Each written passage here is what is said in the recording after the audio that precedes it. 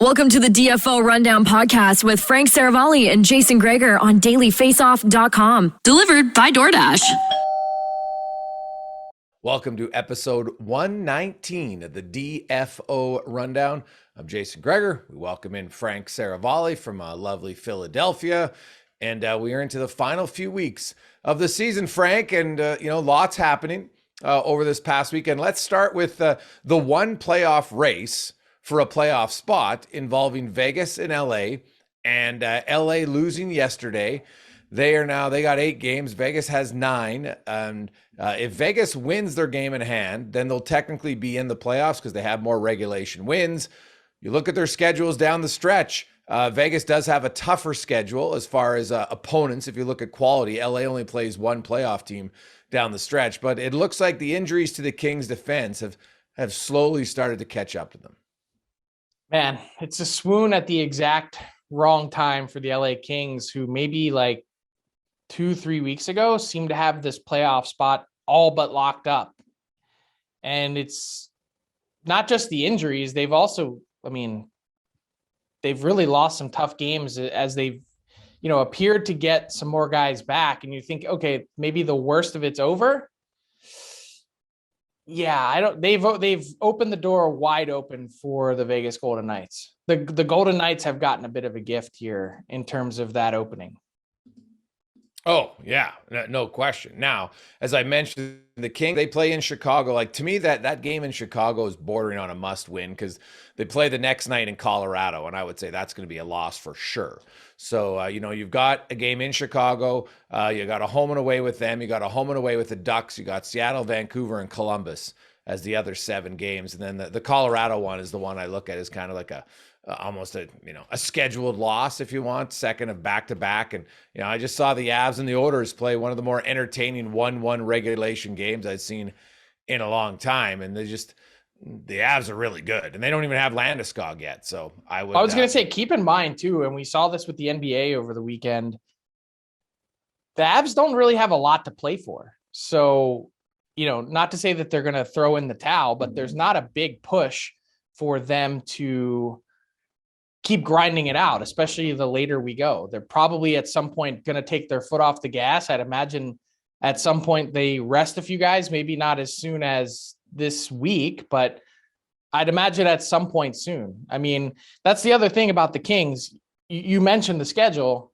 It's pretty favorable in terms of matchups. They just went through the toughest stretch, and obviously it didn't work out great for them. Edmonton, Calgary, there's the one game against Winnipeg in there that they won. Calgary, Edmonton, Mini. That's not an easy stretch. Those are all the playoff teams in the West. But Chicago, Columbus, Anaheim, Chicago, Anaheim, Seattle, Vancouver, then you add in the Colorado game. It's a pretty winnable stretch if the Kings are going to play their way in. And yeah, exactly. And then you look at the one game that's big would be because the Kings and the Golden Knights unfortunately don't play each other down the stretch. But Edmonton hosts Vegas this Saturday in the afternoon. And, the Oilers, they don't have second officially locked up, but they're pretty darn close in my books. They go 4-5-1. Vegas has to go like 8-1 to catch them. And so I don't see that happening. I look at the Edmonton game. If you're the Oilers right now, I still think you'd rather take on LA than Vegas. So you could do yourself a favor and help the Kings if you can beat Vegas on Saturday afternoon. Yeah. And it's kind of an amazing run for the Oilers, how good they've been the last 6-8 weeks. I guess really since the coaching change, but to have second locked up in the division, we were talking for a while is, are they going to make it? Are they going to be in? And then now they're going to have home ice. Yeah. And really, it's funny, even like the 10 days before, from January 22nd, when they came off, they had a lengthy break. COVID, they didn't play. I think they played 2 games in 18 days or something. And then since that January 22nd mark, the Oilers have been like a top 5 team in the NHL. And then under Woodcroft, they're like a top 4 team. So they've definitely played well. It's I don't know who their starting goalie is, and maybe it doesn't matter right now. Both are, their team defense is infinitely better, and both of them are playing better, so that helps. So Edmonton, I think, whether it's Vegas or LA, the key about Vegas, Frank, and we've talked about this all year, and I know you're a fan of chaos, if Vegas makes the playoffs, that's when the chaos is going to begin, because maybe Mark Stone returns, right? And that's going to be the big conversation piece here around Vegas, is if they grind it and then they get in and then magically Stone is ready for opening night, there's going to be many GMs around the league yelling bloody murder. Yeah, I'm just not convinced of a lot of there's a lot that needs to happen. There's a lot of ifs. If. The first if is getting in. I still think LA gets that final spot, and I think the wild card gets sorted out with the two teams from the Central. That's what the math indicates. So then if they get in and knock out LA, well, I'm not entirely convinced that Stone is going to be ready to go. I think they're really concerned about Stone being ready to go. Yeah. Okay. Well, you know what? Honestly, that'd probably be better for them. From an optics standpoint, from an on ice standpoint, obviously I don't think you care about optics at this point. Yeah. They don't. The cat's out of the bag. Like we know what the plan is. Now the question is, are they going to be able to execute it? Yeah. And when you get in, finally, if you do get in after an insane grind of a season and Mark Stone is healthy, of course you're putting him in 100%. Yeah. Well, yeah, I don't doubt it. No question. Yeah, I don't think they care at all about optics. Yeah. Well, but I wonder if the NHL does that encourage them to try to somehow close that loophole and make a salary cap for the playoffs? I don't think so. I mean, I think that there's concern. I think they would like to. I know, half the league's general managers would like to. I don't think they want to give anything up in order to do it. Yeah. Yeah, it's such a unique one where it actually benefits the players too. But the other teams here, as we look quickly, the Carolina Rangers, that's a race. And they actually, Frank, the good news about that, if you like races, they actually play each other twice in their final 9 games. Right now, neither one of them has, their schedules. I looked, it's Carolina has 3 playoff teams. The Rangers have 4. So I don't think it's any clear advantage. Obviously, Carolina has a 2-point advantage right now. But Carolina has basically been in first all season long. And the Rangers, and I think the biggest positive for the Rangers in this is Shesterkin hasn't had to have a .940 save percentage, and they're still winning. That to me is the biggest upgrade on that team. He hasn't had that, and they've been winning, which is, as you said, maybe the best sign. Maybe that they're hitting it at the right time. I think the edge still goes to Carolina just a little bit. It is interesting, though, that they're kind of hitting their one. They've arguably been the most consistent team in the East outside of Florida, certainly in the Metro. There's been no roller coaster, no dip for them. And the Canes in this last 10 days or so have hit a little bit of a wall. I don't know if it's, late season swoon or what, but, certainly not the time you want to be having it. You want to hit the playoffs firing on all cylinders. And I wonder about the Pittsburgh Penguins, who have went a while between wins. And, obviously they're a clear playoff team. The question is, can they do any damage once they get in? And how quickly will that series with the New York Rangers be over? Yeah, the Penguins, if you look, Frank, in the last 10 games, you look at really the cutoff of non-playoff teams to playoff teams. The Penguins are the only playoff-bound team right now that's under 500 over the last 10 games. And like even Carolina, they're 5-3-2. The Kings are 4-4-2, so they're still at 500, but 3-6-1 for the Penguins. And that some might say that's irrelevant and it doesn't matter. And there's some cases to show that that's true. But I do think this year, when it's so competitive and there's not huge margins, like outside of maybe Florida, Washington, I'm not sure there's a first round series in the East that you say, well, this is a clear advantage for any team. Well, I would go to Rangers over Penguins right now too. Yeah, you think a clear advantage? I think so. Yeah, I mean, they could end up finishing 8 points ahead of them, and it's not necessarily the points; it's also the style points. A lot of people have been asking, can the Rangers play a playoff style hockey? How will that translate given their reliance on Shesterkin? I think we've seen a little bit of an answer to that in the last few weeks. And I just don't know that Pittsburgh has the goods to go on a long run. Yeah, no, that's fair. That's the Rangers. They made those subtle little additions at the trade deadline that have definitely helped them defensively. I don't think there's much question about that. And it's fun. Then the other race, of course, in the Central is Minnesota St. Louis for home ice advantage. That's going to be quite a fun race to watch down the stretch. And then we mentioned the LA one. What do you make of? We see Owen Power, well, basically Michigan. You got a lot of these guys that from Michigan, their season's over, and then now they're signing with teams. Do you think teams like burning a year of the entry-level contract right away? Because if a guy doesn't have a great first few years, well, then that could help you. But if he does, well, then you're paying a huge ticket even quicker than, you don't even get 3 full seasons out of it. And there's going to be 3 of those guys in the next week, all starting their NHL contracts down the stretch for basically 10 games. Yeah, I don't see any issue with it. I mean, I don't think, I think with Owen Power, it's a little bit different than most. But I think some of these teams are just concerned about getting these guys out of school. They've seen, and I don't think, with some of these top end guys, Power, Beniers, I would include Bobby Brink in this category, having led the NCAA in scoring this year, winning a national title. You don't want to see your guy getting close to that 4th year and all of a sudden having leverage over you. You want to get that guy out of school as quickly as you can, I think. And having had 1 extra year of sort of incubation of development, a chance to grow, I think is a positive for everyone. I think for whatever reason, we saw a number of NHL players that were top picks that came right out of either school or junior, and they probably could have benefited from an extra year. And it was nice to see Power go down that path. I think everyone could look on the outside and see Buffalo was going to struggle for a stretch this season. And now think about the way this year has gone for the Sabres. They started off okay, and then were just god awful for a long stretch. And now this last month, they've sort of been ramping up under Don Granato, and you inject a guy like Owen Power into your lineup, and then all of a sudden the energy changes, the feel is different, and you can get Power a little bit accustomed to what it's like in the NHL so that he hits the ground running in September and October and feels really good and confident.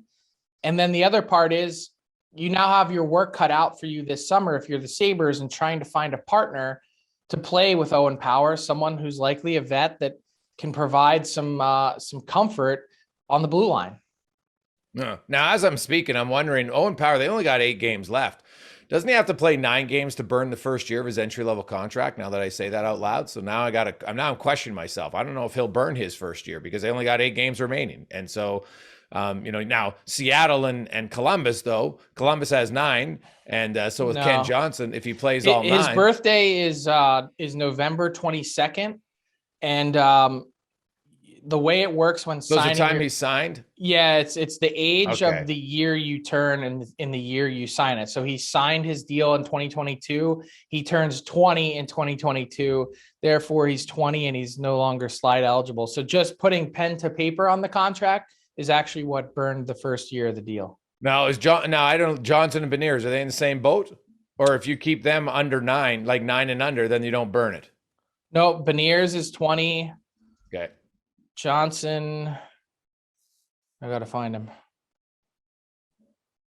Johnson did sign. Johnson is 20. Okay, so they're all Bobby Brink is 20. Yeah, they're all 20. Yeah, Bobby Brink's more than 20. Yeah, I look at the Denver guys, and I don't think you worry about it. I think the comfort of getting those guys in is you worry about that down the line. It's an advantage is all I'm saying. Like if you can have a guy for 3 years on his entry level deal. Now those teams, maybe it's different because, unless they have a massive turnaround, they're not, they're capped, they're not contending for the cup. So it's maybe irrelevant, but if you're a cup contending team, when you can have a guy for 1 year in the last year of his entry level deal, Frank, and he's outperforming it significantly, well, that's obviously a huge advantage. So yeah, the problem is the cup contending teams largely don't have lottery picks or high end prospects that are making the jump. No, right? But you had guys like Tampa Bay had Braden Point, right? Like, you know what I mean? You can get some guys that can come in and be excellent for you in that last year of the entry level deal. Like look when they had Sergachev and Cernak and those type of guys, right? That were playing big minutes for your team on low contracts, which is right. But the point is they were not high level, highly touted prospects. Point was a third round pick. Well, Sergachev. That's what I'm saying. Those guys don't. Sergachev was top 10. Yeah, but that was a trade. Yeah, but he's still top 10. They traded a top 10 pick. But it had nothing to do with burning the year. He was already in the NHL when they traded for him. Yeah, no, I know, but I'm just suggesting the point is when you have 3 years, he was still on his third year of his entry level deal, right? So that third year is where there's a chance that they can be more like, to me, I look at Owen Power might be, but is Kent Johnson and Beniers next year going to be impact players in your eyes? I think so. Impact. You think impact? Yep. But yeah, I think Matty Beniers for sure. Kent Johnson, I think it'll depend on how they surround him, but I mean, you take a look at the Blue Jackets this year, and you know, when I look at their lineup, like, I don't know, I think Cole Sillinger did just fine in any, you know, normal season without a Moritz Seider or Lucas Raymond or one of these guys going off. I mean, Cole Sillinger, for being an 18-year-old stepping into the league and having 12 goals, 12 assists, like, I don't think there's anything wrong with that. No, I never said wrong. I said impact. To me, there's a bit like there's guys who play and they help your team, but I'm talking like being like a legit, like Auston Matthews, impact player, 40 goals as a rookie. That's what I mean. I don't think 40 goals, but I think Owen Power can be right away an impact defenseman. I think Matty Beniers, he can be a solid producer. I believe that. Yes. Yeah. Okay. Yeah. Well, I just look at, like, you know, to me, there's complementary forwards. There's nothing wrong with that. As I said, Owen Power, I think, is the one guy who might be able to do it. The others would be what I would consider more complementary players, which is fine. There's very, very few players who come in the NHL and are impact guys right away. I just think like someone like Kent Johnson, he's so highly skilled. He's going to give you a shot in the arm right away. There's flair, there's flash, there's dash. There's all those things that are part of his game that I think a lot of people are curious how it'll translate. Like, he's been able to do a lot of that in college. And I think, you know, people are wondering what that looks like at the NHL level. Beniers is, I don't know. Beniers is, he's a great player. He's going to be so good. Yeah. Wow. And I guess my example is most people thought Cole Caulfield was going to build off the playoffs last year and just be dynamic. And it took him kind of 4 months to find his ground, because the NHL, man, as you know, Frank, the NHL is very difficult, and it can chew up some young guys. It's a hard league to learn. I have no doubt that I think in their careers at some point they'll be impact players, just maybe not right away.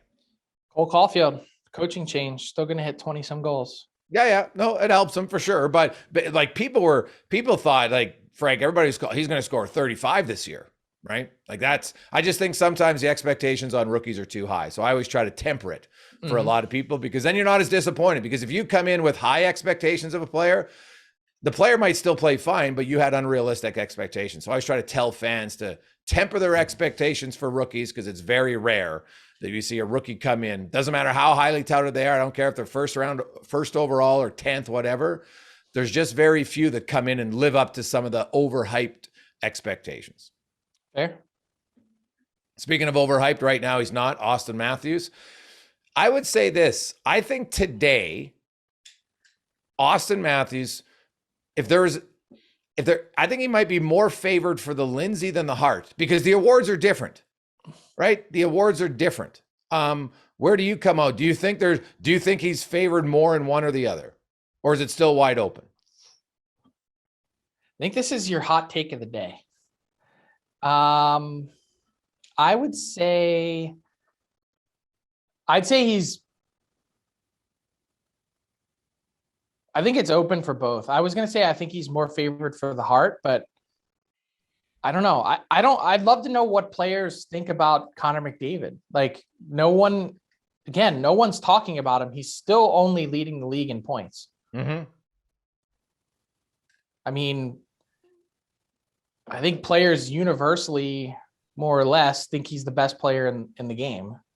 Well, that's 100% agreed. But for this year, if Auston Matthews scores 65 goals, Frank, which he's on pace to do, and he probably wins both, doesn't he? Yeah, he might. The Roman Josi, Huberdeau, you know, I think Roman Yosi's the one, because Roman Josi could do something, Frank, that no player's ever done. Like, other guys have scored 65. Ovechkin did it in 2008. No defenseman in the history of the NHL has scored 100 points without a teammate, when a teammate didn't also have 100 points, right? Like you look at, or he had Esposito. One year he had 3 forwards score 100 points with him in Hodge, Busick, and Esposito. Coffey, of course, had Gretzky and Curry and Messier and Anderson in different years, and then Lemieux in Pittsburgh. Brian Leach had Mark Messier. Al McInnes had Theron Fleury. Dennis Potvin had Trottier and Bossy. Roman Josi has Matt Duchene and Forsberg, and they might get to 80 points. So to me, when I'm looking at a defenseman doing something that no one in the history of the game has ever done, that's pretty hard to overlook for the Hart Trophy. I don't think Roman Josi's the favorite. Yeah, well, I'm not saying he's a fit because he doesn't have it yet, but yeah, I think Roman Josi's in like the kind of 3 to 5 spot on the ballot. Now, why is that? That's just kind of how I'm mapping it out in my own brain at the moment. It's incredibly impressive. There's no doubt. I feel like we're overlooking and discounting a fantastic McDavid season again for what? Oh, I'm not discounting it. I'm just not you. I'm just saying in general, it's almost like people have fatigue. Like, oh, Connor McDavid's been awesome again. Let's yawn. I mean, that's really how it feels. Doesn't it? Like, he does something ridiculous and everyone's like, oh, just McDavid being McDavid. Yeah, no, that's fair, right? Like, he's going to set a career high in points this year. Not points per game, but definitely points, because last year was crazy. And I do think, Frank, that some people will look at what he did last year. He has an outside shot at 50, by the way. Oh, I know. I mean, yeah, I think he's going to, I wrote the other day, I think he gets 50 because 50 goals for the elite players, that's significant, right? Like, the other thing, what about Alex Ovechkin? Now, he's not going to win any awards, but he needs 5 goals down the stretch here for Washington in his final 10 games to reach 50 for the 9th time. Yeah, like he's heated up a bit in the last couple of weeks again.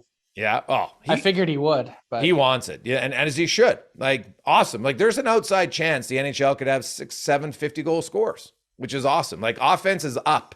It's the highest we've seen since 1996 overall offense in the league. He's got 16 goals in his last 22 games. Yeah. Oh, 13 in his last 17. I think he gets to 50, and as do I think McDavid. I think McDavid goes on a run. He needs 8 and 9, which is obviously a little harder than 5 and 10. But yeah, but you get 1 hat trick, it makes life pretty easy. Yeah. So, but no, it's funny about I think the players, because people always say, well, I've heard suggestions. Well, everybody's going to have different opinion. I think your fatigue thing might be fair, Frank, but keep in mind that even worked for the players. But when Wayne Gretzky set the all-time NHL record of 215 points. He didn't win the 10 Lindsay. He won the Hart. He didn't win the 10 Lindsay. Mario Lemieux won it, and he had 141 points. But how many fewer games? Oh, like 6. Oh. Like, Gretzky outscored him 215 to 141. Like, think about that. 74 more points. And he didn't win. And now, he had scored 200 points prior. So I think your point might be. He also did it on an awful Pittsburgh team. True, awful. But the question was, he had who's 60 the best some player? more points than his next closest teammate. Yeah, but look at Gretzky. Didn't Gretzky have 70 or 80 more than his teammate? Mm-hmm. But he did it on the defending champs. Yeah, right. That's to your point. You're young. It comes back to fatigue, I think, right? Yeah. So, but that was the player. So it might happen for McDavid.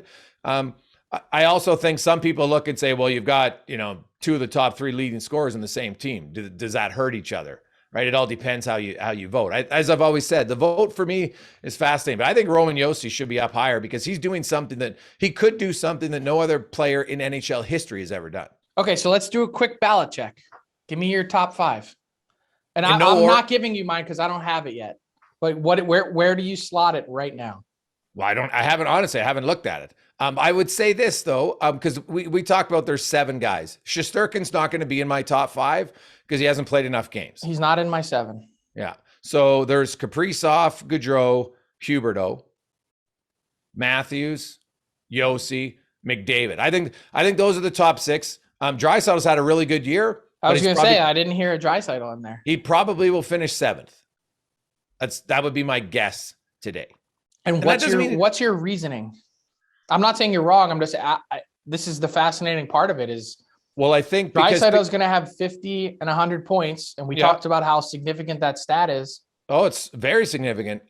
Because I look at the wording of the rule is what I'm focusing on. You're a literal voter. Yeah. If I'm working on who's had the best seasons, well, then it's a totally different conversation, right? Just who's been the best player. That's a very different conversation to me. I'm going based on, and that doesn't mean that I love the wording of the book. I just take it. That's my job as a voter, is to take it verbatim and look, okay, who's most valuable to your team? So I'm looking at quality of competition. I'm looking at I don't just factor in 5-on-5 either. I think it's ridiculous that people discount power play or guys who are really good penalty killers, right?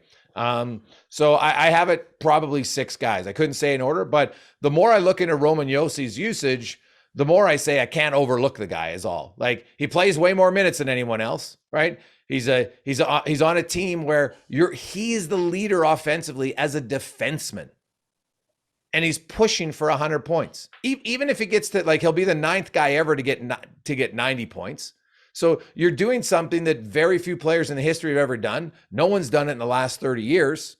So that, to me, makes it a really great season. And he's still got some work to do to get to 100 points, by the way. No, 100's hard. But even 90, Frank, that's only 9 guys who've ever done 90.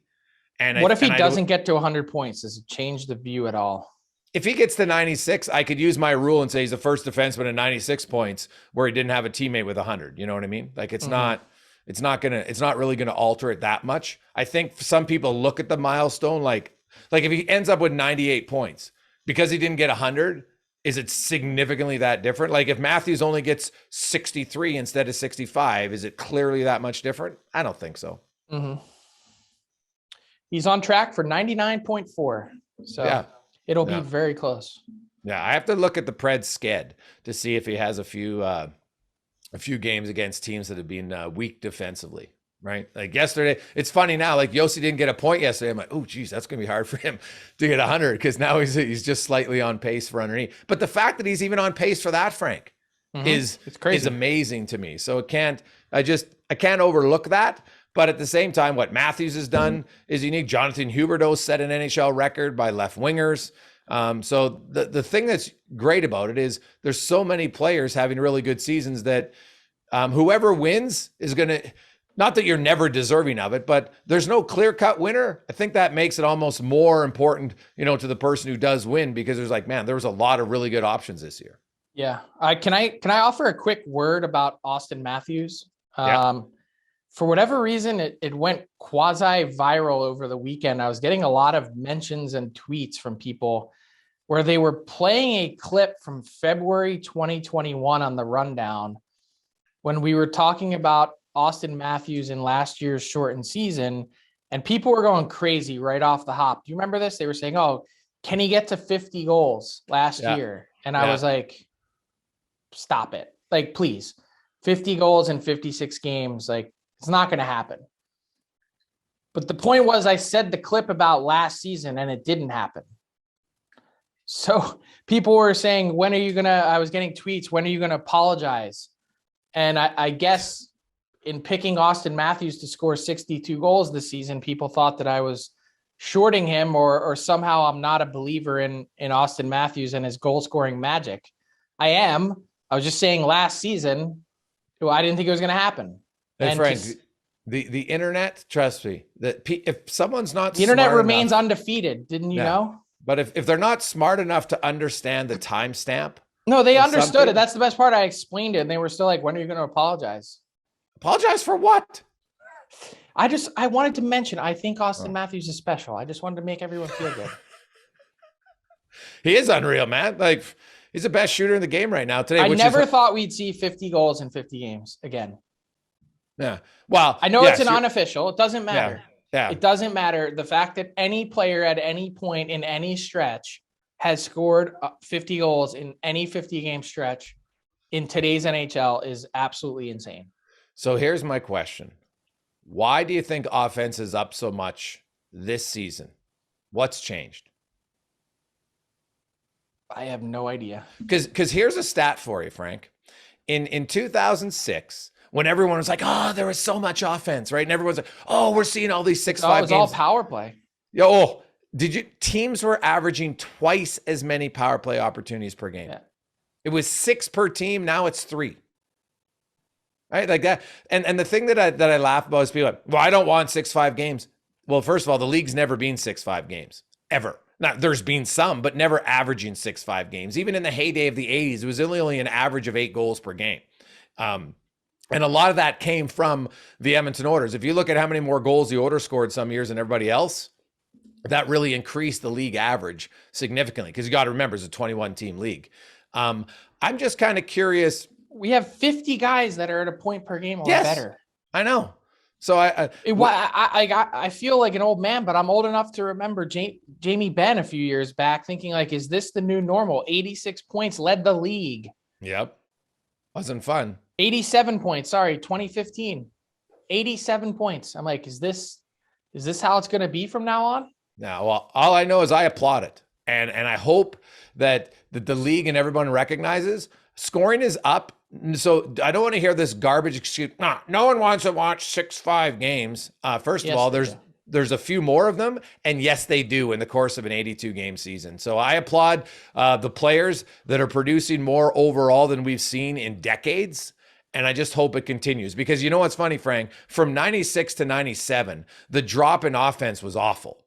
Like it fell off a cliff. And I don't know what the NHL did, but whatever they did to change it that summer, do not do it again. I repeat, do not do it again. I hope, if anything, this year we're averaging, and sorry, Hockey Reference, because people are like, well, your numbers are off. No, Hockey Reference includes shootout goals, and I don't, because shootout goals don't count in the actual standings of anybody.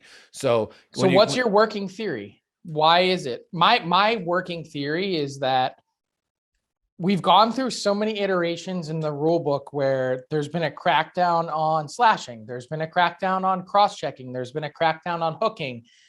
And it's been gradual. It seems like they've picked one rule every year.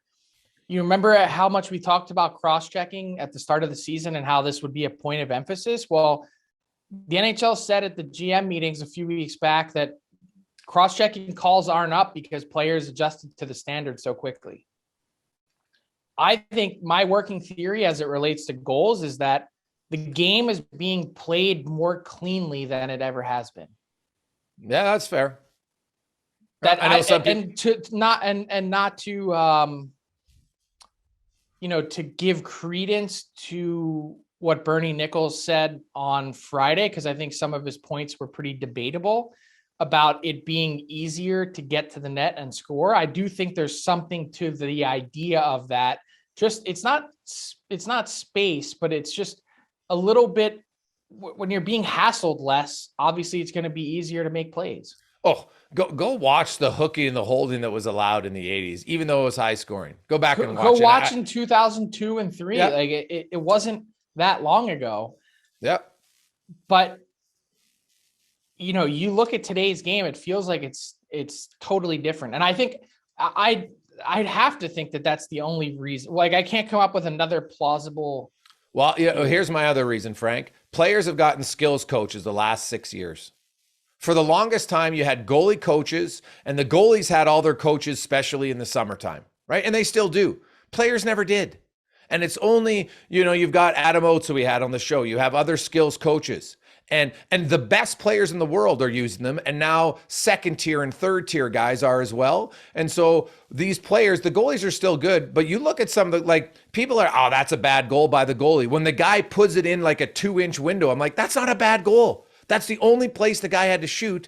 And the players have worked on this stuff so much more now. I think the introduction of skills coaches has allowed players to finish more plays. How about also coaches giving players room to be creative? I think that has something to do with it too. That, not to say that systems have taken a back seat, but I feel like players have more license now than they did previously. Yeah, that'd be a great question for coaches, right? Like guys who like John Cooper and guys who, Gerard Gallant, who by the way, wherever he coaches, they win. Just point that out. Vegas, man, you look at some of the guys Vegas got rid of, Gallant and Flurry, and you're just like, whew, I'm not sure this is necessarily the best, because look at Gerard Gallant. This was a karma season. Yeah, like Gallant. No one can tell me Gerard Gallant isn't a good coach, because all the numbers will refute that. Like, he comes in now. New York had some guys go in the right direction, sure. but not this good. And I know Shesterkin, but the last 10, 15 games have shown that they can still win without Shesterkin at a 940. They got the Gallant bump. Yeah, he's been excellent. So, but I just want to say this, Frank, I think it's important to point out that offense is up. No one's complaining about it. And you know what? If we have more 50-goal guys and more players averaging a point a game, that's how the game can market itself better. Fans know who their guy, like more teams have offensive guys now. And that's better for the fan base. No fan base wants to have their leading scorer with 45 or 50 points. Like, it's brutal. Right. So here's my big question. How much will it change when we get to the playoffs? Well, I got to go back and I'll look at the playoff score. Yeah, my guess is the teams that are eliminated early are going to be rooted out by their lack of defense. Maybe it will be fun to see. I mean, you might be able to outscore your issues for one round. Do you think you can really win 3? Not necessarily, but look at the teams that are scoring. It's not like they're, the gap. Oh, the other thing, Frank, I think the gap right now between the haves and the have-nots is bigger than we've seen in a long time. That's the other thing right now. True. And that's showing itself in the regular season. There's a bigger gap between the playoff teams and the non-playoff teams. You look at the bottom 10 teams in the NHL, they're not even close. Right. They're not even close. And sucks for those fan bases because I'm not sure that they can close that gap in one offseason very quickly. I thought this was a parity-driven league. Yeah, no. Funny enough, Frank, it isn't, but there's more offense. Let's bring in Tyler Yaremchuk on a Monday. Ty, how you doing? I am doing fantastic. It was a great weekend to be a sports fan. There was a lot of stuff going on. So did you guys bet? Did you guys bet what I told you to bet? Scotty Scheffler. Boom. I did you not make bet any money? Scheffler. Yeah, I did, but I didn't bet enough. God. It's the way it always is. But it's still, hey, you know what? I still made some, but of course, in hindsight, when you pick something, I should have put more than I did, but that's okay. I told Tyler I got absolutely murdered by Cam Smith on Sunday. I had an okay day, but my girlfriend is super into golf, so she plays DraftKings whenever there's a big tournament. She did a $3 entry and won $1,000 US off it. So girl. I am not paying my share of the rent. Did she have? She must have had Rory. What a Sunday for Rory. Oh, Rory was lights out. Like it was a great tournament. I know Scheffler kind of ended up running away with it a little, so there wasn't a lot of drama. But yeah, watching Rory do what he did on Sunday was awesome. Good Canadian boy Corey Connors was kind of in the mix I hate Rory the entire weekend so much. You're an anti-Rory guy? No, I had a head-to-head matchup, Morikawa and McIlroy on Sunday, and I took Morikawa, who also had a pretty good day. Yeah, great Sunday. And so I obviously lost the head-to-head, but then I had Cam Smith to finish second, and I felt really good about it on the 8th hole when he had a 3 or 4 shot lead, and then I actually felt again pretty good after that birdie at 11. And as soon as he put the ball in the water on 12 and just absolutely self-destructed, I was like, it's over. As Rory is like roaring up the back 9 and ends the day with that ridiculous birdie on 18. I was like, oh, what an idiot. It looked like he forgot how to celebrate when he chipped that one in from the bunker. Like, I don't know what he was doing with his hands. He threw his club. It threw his club and his hands were just kind of like outstretched and he was like, whoa. It was hilarious. All right, let's get into buy or sell. It's delivered by our friends at DoorDash. Promo code RundownDD gets you 25% off and no delivery fees on your first order. This first one, I saw a Flames fan on Twitter saying that Elias Lindholm is not getting enough love for the quality of season that he's having. And I looked into it. This guy's tied for 8th in even strength goals this year. He's very well probably going to score 40 on the season. He's second in plus minus, which I know isn't a great stat, but I dug into some of the fancier numbers as well. He's having a just sensational year, and I feel like he's not getting enough love. So my buy or sell question is this. If there was an award for the most underrated player in any season, I think Lindholm would win this season. Buy or sell, Frank? Sell. He was number 1 on my Selke Trophy ballot. Really? Yes. Interesting. Yeah, I would sell as well. Like he's been getting a lot of love for the Selke as he should be. So no, I wouldn't. I wouldn't go for him. There you go. He's had a good year because I think he's going to be a Selke finalist. Yeah, and I don't know. I hate the underrated question. You hate it. You rolled your eyes as soon as I said it, and I knew you wouldn't like it. Well, he's a good player. Like what's underrated? Like people have been talking about him all year long. I saw the Flames Nation thread about it, and I figured I'd ask you guys. Number 2, Jack Hughes out for the rest of the season, obviously, but looking back on his year, it was a breakout season for Hughes. And I remember the conversations we were having at the beginning of the year when the Devils signed him to that $8 million deal. And we were all kind of saying like, probably not worth it. I'm going to go ahead and say that by the end of next season, the Jack Hughes contract is going to be one of the best values in the entire NHL. Buy or sell on that, Jason? Well, see, to me, I always said, why'd you have to sign him at that point? Because now at the end of the season's over, he's not playing anymore. What he's done this year, would he have earned more? Would he all of a sudden be like, wow, we got to get this guy more than $8 million? So to me, it was always the timing of the contract. But number two, is he going to be that like to be really good value? He's got to be an 85-point guy. Can Jack Hughes stay healthy? Right now, you know what? That's going to be the question. Can he stay healthy? He's missed a lot. What's he going to miss this season at the end? 33 games, right? Yeah. He missed 21 games, or I guess no, shortened season, so 10 games his rookie year. When he's playing, I think he can be a point-a-game player. But nowadays, as Frank just pointed out, there's 50 guys point-a-game players. Is that automatically worth $8 million when you got 44 goals? No, I don't think he'll be one of the best value contracts next year. He'll probably be good, but it won't be a great value. I think it's going to take a few years, maybe 2-3 years, 3 years probably, to really be a value deal. And that brings us back to the question, which was, why'd you sign him then? That's what I have no issue with the contract, because I think ultimately he's going to get there and it will be a value at some point. It's just, could you have bridged him and enjoyed even more value for these next couple seasons? It may have cost you a little bit more down the line, but I still don't understand why now. Like, why did that contract get signed 2 games into the season? Had he finished this year and done exactly what he did, it still would probably not have cost you 8 times 8. Because I look at value, guys. If we're going based on value, Leon Draisaitl's $8.5 million. He won a Hart, right? He won a Ted Lindsay. He scored 50 goals twice. He scored 100 points 3 times.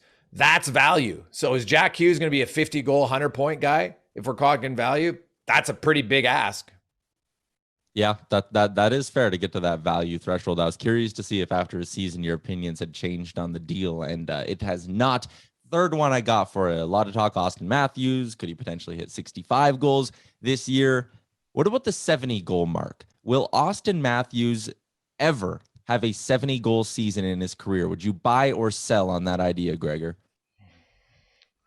Well, when I look at the numbers, you would have asked me 2 years ago, I don't think 70 goals was possible, right? And keep in mind, Ovechkin, who's one of the greatest goal scorers ever seen, never got 70, right? But offense is up. And if offense continues to go and you combine that with the talent level of Auston Matthews, to me, the only thing that'll hold him back from 70 is can he stay healthy and not miss a few games? Because even missing 4 games can be the difference between a 68 and a 70-goal season. So I love offense, so I'm going to pick it because I really want to see someone score 70 goals. I don't think it's going to be this year. That's a huge ask to do down the stretch. But I think it's very plausible moving forward as long as offense across the league continues to be where it's at. I'm going to sell. Really? I'm just doing the math as you were talking. Yeah. So like these last 2 seasons, he's been scoring at 0.82 goals per game. That's if he stays healthy and plays all 82 at that pace, it's 67. Yeah. How much higher really can he go? Like, look, I get that this run has been unbelievable. To be north of a goal a game, it's insane. But he did have that stretch to start the year where he didn't, right? So don't you think at some point that will pop up again? Like it has to happen again, right? He had 5 in his first 11, like one stretch like that. That sinks you from getting to 70. Here's the one area where I think Auston Matthews can improve. And he's taken steps this year, but he could have like an elite power play season, and he's never done that. Right? Like this year, he's 5th in power play goals, so it's obviously much better than he was in the past, but he's never really been a dominant power play. And it's funny because people try to downplay that. I'll argue the opposite. If you're an elite goal scorer, you're an elite goal scorer in every situation. And that's the one small criticism, if there's going to be one, to say Matthews can be a 20-plus power play goal guy. And if he does that, Frank, then I think he's got a chance to push for 70. Because I think to be a 70-goal guy, you probably have to have 20-plus power play goals for sure. If you look at the history of all the guys, they did it, guaranteed. I was going to say, I actually look at it kind of the opposite way, and that what he's done at even strength is so insanely ridiculous. He has an outside shot at hitting 50 even strength goals this year. Yeah, 50. well, I know that, and that's my point. If he becomes as dominant on the power play, which in theory he should. Right. Auston Matthews with those 15 power play goals is tied for fourth with Alex Ovechkin and Josh Norris this season. Chris Kreider leads the way with 25. Wrapping up with our PointsBet bonus question. PointsBet Canada is live in Ontario, and they got an app. Go give it a download. There's a nice welcome bonus there as well. The odds are up on PointsBet to win the President's Trophy this season. Right now, the Avs are the favorites at minus 278. The Panthers are 2 points behind them, and the Panthers are plus 200. Do you think there's a chance, buy or sell, on the Panthers catching the Avs for that top spot for the President's Trophy? You mentioned the Avs might take their foot off the gas a little bit down the stretch here. Maybe the Panthers won't. The small gap to close, plus 200. I like the odds, but are you buying or selling? Can the Avs be caught for the President's Trophy, Frank? Can they be? Yes. Will they be? I don't know what. So the Panthers are plus what? 200, 2-1. I don't know that I'd be willing to bet in order to see it. Fair.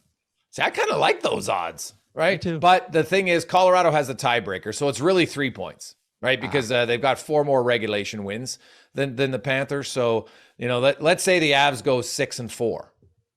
Well, then the Panthers got to get 15 points, so they got to go 7-2-1, which isn't unheard of.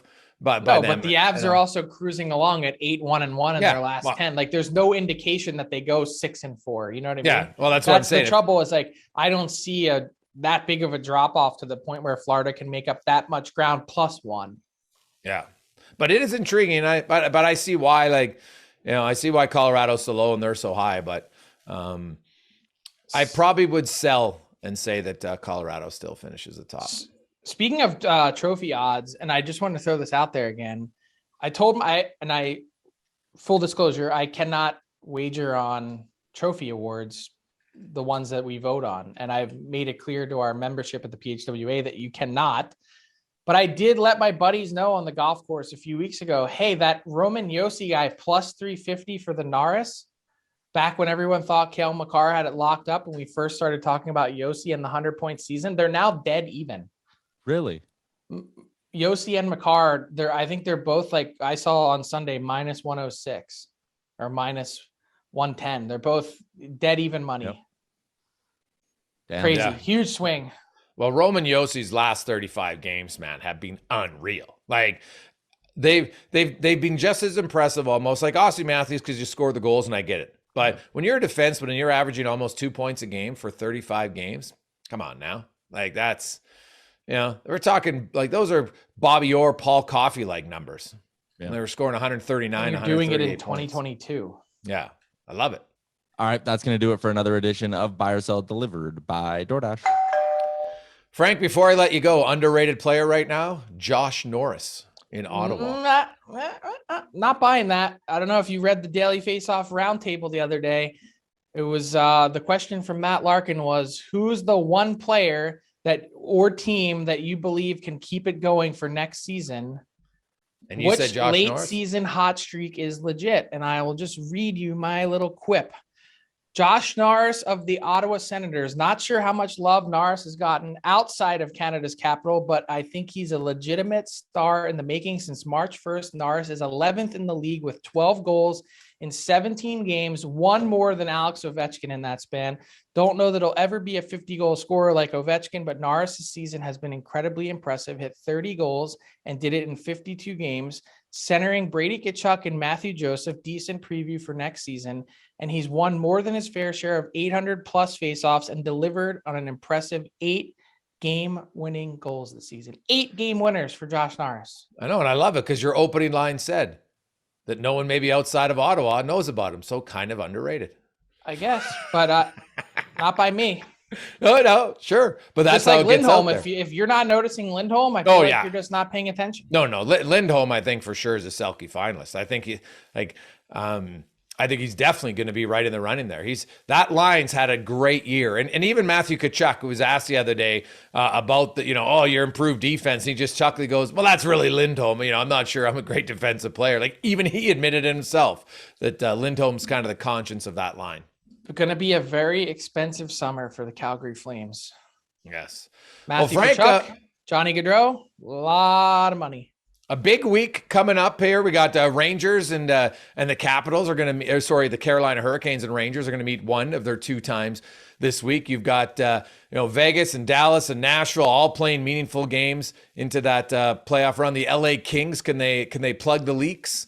It'll be a fun week to watch as the playoff races continue on and seeding races in the East. And we get to see some of the more recent top picks all making their NHL debuts in Seattle, Columbus, and Buffalo. It'll be a fun week, Frank. We'll talk to you. We'll talk to you next Monday as a happy Good Friday as you're having Friday off. Thanks for listening to the DFO Rundown with Saravalli and Gregor. Keep it locked on dailyfaceoff.com and subscribe wherever you get your podcasts from to never miss an episode. Delivered by DoorDash.